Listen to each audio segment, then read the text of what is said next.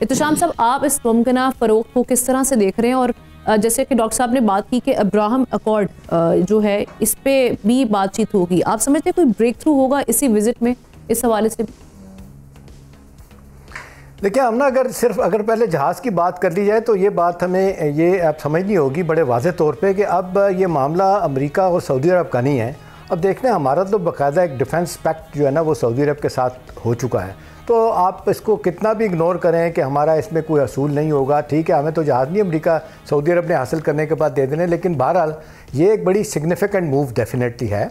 ये जहाज़ देखें ना, आपको याद होगा बाइडेन एडमिनिस्ट्रेशन में भी के ज़माने में भी ये मूव चली थी, लेकिन कांग्रेशनल जो सिक्योरिटी होती है उसके तहत उसको रोक दिया गया था, नहीं दिए थे। अभी 5th जनरेशन जहाज़ है ये, और स्टेल्थ टेक्नोलॉजी इसके साथ होती है। और तो ये जहाज़ आपने देखा इजराइल के अलावा अपना सऊदी अरब को दे देना ये मामूली बात नहीं है, बहुत बड़ा ब्रेक थ्रू होगा। 2 स्क्वाड्रन अगर इनको बाकायदा तौर पे कांग्रेशन स्क्रूटनी के बाद मिल जाते हैं तो एक मेरा ख्याल है। अब अगला सवाल यही है जो आपने अभी किया था कि रीजन में जो आल्टर होगा मिलिट्री बैलेंस है वो किस तरह होगा, इसको इजराइल इसको कैसे देख रहा होगा। तो ये भी बहुत सारी चीज़ें हैं। अभी देखें, अब अमेरिका के पास तो आप मामला टेक्नोलॉजी, अभी उनके पास जो सबसे ताकतवर जहाज़ है ना F-22, जिसका कहते हैं मुकाबला ही कोई नहीं, वो सिर्फ जो है ना वो अमेरिका के पास है, अमेरिका ने किसी को नहीं दिया।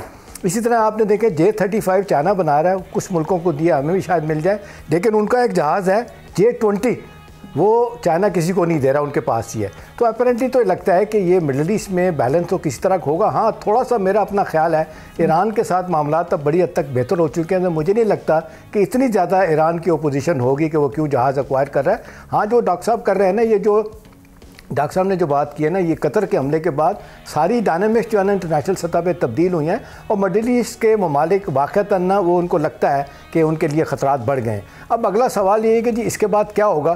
देखें, जो आप बात कर रही हैं, अगली जो बात आप कर रही हैं, मेरा ख्याल है वो भी इक्वली इंपॉर्टेंट है कि अब आगे इसके बाद क्या सूरत हाल होगी, पाकिस्तान इसको किस तरह देख रहा होगा।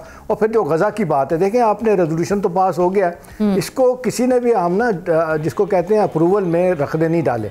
रशिया और चाइना ने इसकी मुखालफत उस तरह नहीं की, वोट नहीं किया, लेकिन अब्सटेन किया उसको, सवाए हमास के, ठीक है ना। तो ये एक 20 पॉइंट का उनका जो जंगबंदी का माहदा है, ये एक बहुत बड़ी बात है कि अमेरिका ने यूनाइटेड नेशन से भी अप्रूवल करवा लिया।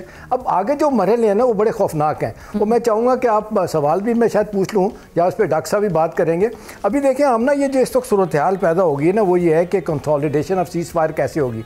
अभी आप देखने जो अभी बात हो रही है पैलेस्टीनियन स्टेट की, वो तो मान ही नहीं रहा, वो तो पीछे ही भाग गया छोड़ के इजराइल की कि जिस तरफ जाएंगे। दूसरा ये कहा गया है कि जी ये जो एक वर्क फोर्स बनाई जाएगी, इंटरनेशनल सिविलाइजेशन फोर्स जो बनेगी, वो राब्ते में रखेगी इजराइल और इजिप्ट के साथ। अब उसके बाद ये देखना है कि कितना परमानेंटली ये काम चलेगा और इसमें किस हद तक ये जो बात हो रही है कि जी नॉन स्टेट एक्टर्स हैं, जो आर्म्ड ग्रुप है, उनको कैसे दूर रखा जाएगा। फ़लस्तीन रियासत अगर नहीं कायम होती तो उसके नताइज क्या होंगे। जो मुसलमान मुल्कों ने 8-9 मुल्कों में ने बैठ के उनके सरबराहों ने, आपको याद हुआ चंद माह पहले जो बातें तय की थी, और अब्राहम अकॉर्ड भी उसमें आता है, ये सारी चीज़ें क्या अमेरिका ये सारे तहफ़्फ़ुज़ात मुसलमान मुल्कों के दूर कर पाएगा? ये तो सबको पता है, बड़ा वाज़ेह तौर पे सऊदी अरब ने कह दिया कि कोई सवाल ही नहीं पैदा होता जब तक कि एक वहाँ पे फ़लस्तीन की आज़ाद रियासत कायम नहीं होती, उसको तस्लीम करने की तो बात ही नहीं हो सकती। तो नतीजतन हम भी सब पीछे इसको देख रहे हैं। अब ये प्रेसिडेंट ट्रंप के लिए हम ना ये टेस्ट केस है कि भाई आपने एक बात मनवा ली है, करवा ली है, तो वो आगे लेके चले। अब किस हद तक प्रेसिडेंट ट्रंप जो है ना वो अपना नेतन्याहू के ऊपर असरों को इस्तेमाल करेंगे। अभी देखें ना, फायरबंदी हो नहीं रही, जंग बंदी मुसलसल खिलाफ वर्जी हो रही हैं, और लोगों को अभी भी आप देखने इजराइल जो है ना निहत्ते वहाँ पे फ़लस्तीनियों को मार रहा है। तो अब मेरा ख्याल है आगे जो है ना अमेरिका के लिए मुश्किल अगला मरहला, अगला फेज चैलेंजिंग, इस प्लान उसको कैसे आगे चलेगा।